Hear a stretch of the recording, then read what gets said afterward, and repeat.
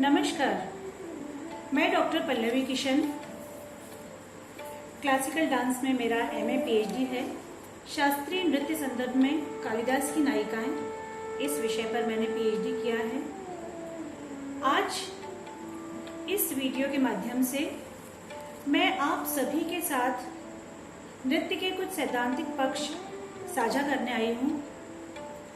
आज हम बात करेंगे नृत्य में प्रयोग की जाने वाली हस्त मुद्राओं के बारे में। हाथ जो रहते हैं क्लासिकल डांस में, ये अपनी एक भाषा बोलते हैं। तो जो हस्त मुद्राएं रहती हैं उसका हमारे शास्त्रकारों ने बड़ा विशद वर्णन किया है। भरत मुनि ने, आचार्य नंदिकेश्वर ने, इन सभी ने अपने अपने ग्रंथों में हस्त मुद्राओं का वर्णन भी किया है। इनके उपयोग यानी इनके विनियोग के बारे में भी बताया गया है। मैं आपको आचार्य नंदिकेश्वर के जो अभिनय दर्पण में हस्त मुद्राएं दी हुई हैं, मैं उनको श्लोक के माध्यम से भी आपको बताऊंगी और उसके अलावा मैं अलग अलग मुद्राएं बनाकर उसका किस प्रकार से उपयोग नृत्य में किया जाता है वो भी आप लोगों के साथ में साझा करूंगी। तो मैं आपको अपना एक छोटा सा परिचय देना चाहती हूँ। मैं डॉक्टर पल्लवी किशन, मैं कथक नृत्य के जयपुर घराने के श्री गोकुल प्रसाद जी की शिष्या हूँ। मैं प्रतिकल्पा सांस्कृतिक संस्था के निदेशक होने के साथ ही झनकार संगीत महाविद्यालय की केंद्राध्यक्ष हूँ, जहाँ से प्रयाग संगीत समिति के अंतर्गत परीक्षाएं दिलवाई जाती हैं। मेरे क्लासिकल डांस के परफॉर्मेंसेस न केवल देश में बल्कि भूटान, रूस और सिंगापुर में हो चुके हैं। मैं नृत्य के माध्यम से अगली पीढ़ी तक प्रायोगिक और सैद्धांतिक पक्ष को दोनों को बहुत अच्छे तरीके से पहुंचाने का प्रयास कर रही हूँ, ताकि बच्चे केवल प्रैक्टिकल न सीखें, उनको थ्योरी का बहुत अच्छा नॉलेज हो। उसी श्रृंखला में मैं आज हस्त मुद्राओं के बारे में आपको बताने जा रही हूँ। हस्त मुद्राएं मुख्य रूप से दो प्रकार की हैं। एक है असंयुक्त यानी एक हाथ से बनने वाली। दूसरी होती है संयुक्त मुद्रा, जो दोनों हाथ के विनियोग से बनने वाली है। इस वीडियो में मैं असंयुक्त मुद्रा यानी एक हाथ से बनने वाली मुद्राएं जो होती हैं उसके बारे में आपको बताऊंगी।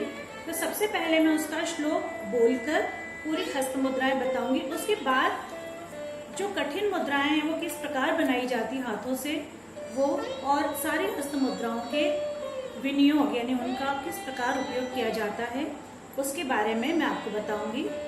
तो मैं श्लोक से शुरुआत करती हूँ। पताकस त्रिपताको अर्धपताकः कर्तरी मुखः मयूराख्यो अर्धचन्द्रश्च अराल शुकतुण्डकः मुष्टिश्च शिखराखेश्च कपित्थ कटकामुखः मुष्टिश्च शिखराखेश्च कपित्थ कटकामुखः मुष्टिश्च शिखराखेश्च कपित्थ कटकामुखः सूची चन्द्रकला पद्मकोशः सर्पशिरस्तथा मृगशीर्ष सिंहमुखः काङ्गूलश्च अलपद्मकः चतुरो भ्रमरश्चैव हंसास्यो हंसपक्षकः समदंशो मुकुलश्चैव ताम्रचूडस्त्रिशूलकः इत्यसंयुक्तहस्तानाम् अष्टाविंशतिरीरिता। ये पूरा असंयुक्त मुद्रा का श्लोक है। अब मैं आपको एक एक करके मुद्राएं किस प्रकार बनाई जाती हैं ये बताऊंगी। खास करके कठिन मुद्राएं, जो सादी मुद्राएं हैं उनको आप सीधे से समझ सकते हैं। उसके पहले मैं एक बार और बताना चाहूंगी, ये उंगलियों के जो नाम हमारे संस्कृत में बोले जाते हैं इनका मैं प्रयोग करूंगी। ये अंगुष्ठ, ये तर्जनी, ये मध्यमा, ये अनामिका और ये कनिष्ठिका। इनको अलग अलग स्थानों को अवस्थित करने से मुद्राओं में परिवर्तन होता है। अब मैं इनका विनियोग भी बताऊंगी और किस प्रकार बनाए जाते हैं। ये हाथों को बिल्कुल सीधा रखा जाए, ये पताका मुद्रा है। पताका मुद्रा का जो प्रयोग है वो सबसे पहले हम बताते हैं आशीर्वाद देने में। उसके अलावा पताका मुद्रा है, हम किसी को बुलाते हैं, हम मार्ग बताते हैं। इस प्रकार से पताका मुद्रा का प्रयोग बहुत अधिक नृत्य में किया जाता है। उसके बाद होती है त्रिपताका। पताका में हम केवल अनामिका को जब झुका देते हैं आगे की ओर तो ये त्रिपताका होती है। त्रिपताका मुद्रा, आंखों में काजल लगाना, दीपक की बाती बताना, कुछ लिखने का भाव बताना। उसके बाद आती है अर्ध पताका। अर्ध पताका में अनामिका और कनिष्ठिका दोनों को आगे झुका दिया जाता है। तो ये भी वृक्ष है, मार्ग है, बुलाने का भाव, इसमें अर्ध पताका को यूज किया जाता है। उसके बाद आता है कर्तरी मुखा। कर्तरी मुखा में जब त्रिपताक में ये मध्यमा और तर्जनी को आगे पीछे किया जाता है, कर्तरी मुख होता है। कभी कभी इस प्रकार से भी प्रयोग किया जाता है। ये जब हम लता बताते हैं, वृक्ष बताते हैं तो कर्तरी मुख का प्रयोग किया जाता है। उसके बाद आता है मयूराख्यो, मयूर मुद्रा। हम जानते हैं मयूर जब हम मोर बताते हैं तो इस मुद्रा का प्रयोग किया जाता है।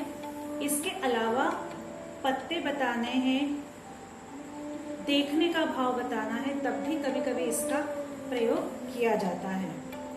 उसके बाद आता है अर्धचंद्र। अर्धचंद्र में केवल अंगुष्ठ को हम ऊपर रखते हैं। अर्धचंद्र अष्टमी का चंद्रमा बताने के लिए प्रयोग किया जाता है। उसके अलावा यहाँ इस प्रकार की, यहाँ पर ये जो है इसको बताया जाता है। अंगों पर लेप बताने के लिए किया जाता है। उसके बाद आता है अराल मुद्रा।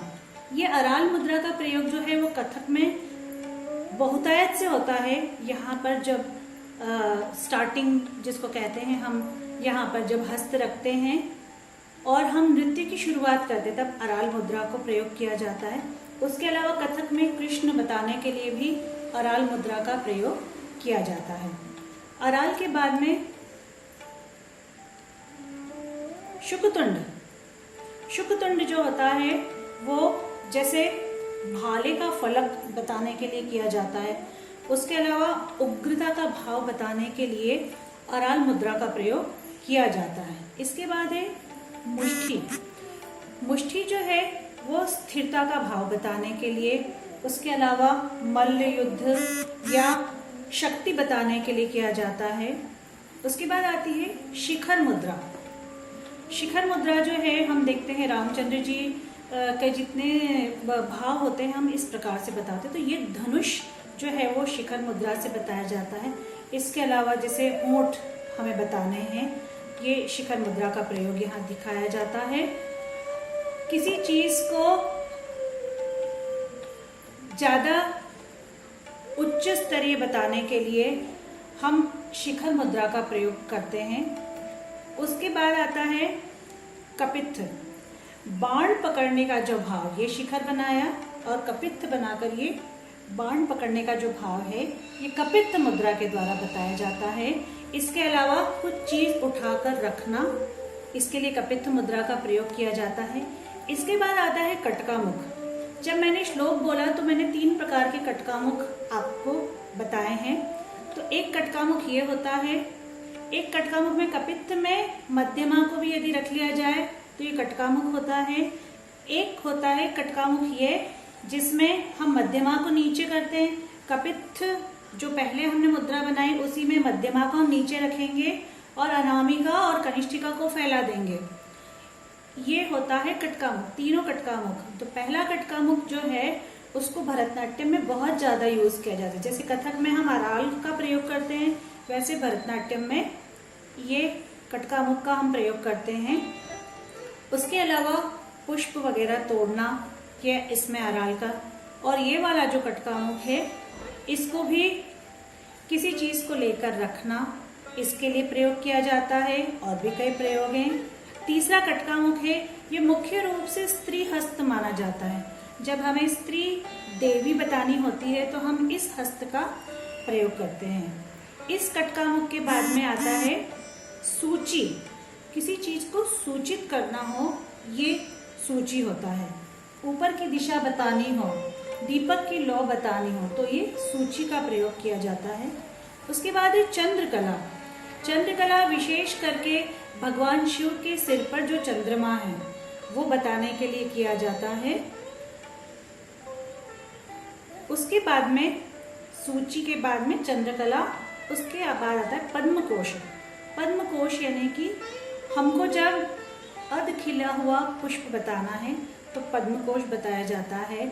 उसके अलावा कुछ चीज को उठा के रखने का भाव जो होता है वो पद्मकोश के द्वारा बताया जाता है। उसके बाद आता है सर्प शीर्ष। ये सर्प का भाव, जो सांप रहता है, वो बहुत सारे प्रकार से प्रयोग किया जाता है। नृत्य में इस प्रकार से होता है, इस प्रकार से होता है। उसके अलावा हमको कुछ चीज रखनी है तो भी हम सर्पशीर्ष का इस प्रकार से प्रयोग करते हैं। सर्पशीर्ष के बाद में आता है मृगशीर्ष। मृगशीर्ष में जब हमने पताका बनाया उसमें फिर अनामिका, मध्यमा, तर्जनी को अगर हम झुका देंगे तो मृगशीर्ष बनेगा। ये मृगशीर्ष जो है ये पशु का भाव बताने के लिए किया जाता है। उसके अलावा हमें ये भी अंग पर कुछ मलने का भाव जो होता है वो कुछ सुनने का भाव इसके द्वारा बताया जाता है। सिंहमुख। सिंहमुख जो है सिंह के लिए, मृग के लिए भी वर्णन किया जाता है। जब इसका प्रयोग किया जाता है तो हम भी किसी पशु का, विशेष करके मृग के लिए इस हस्त का प्रयोग किया जाता है। उसके बाद आता है कांगुल। कांगुल जो है जैसे हमें कंगन पहनने का भाव बताना है तो हम इसका कांगुल का प्रयोग करते हैं। उसके बाद आता है अलपद्म। अलपद्म जो है वो विकसित पुष्प के लिए किया जाता है। चेहरे की सुंदरता बताने के लिए अलपद्म का प्रयोग किया जाता है। उसके बाद होता है चतुरो। चतुरो जो है इसमें आप देखिए, पहले मैंने जो आपको बताया था मृगशीर्ष, उसमें जो अंगुष्ठ है उसको यदि हम चिपका देंगे तो ये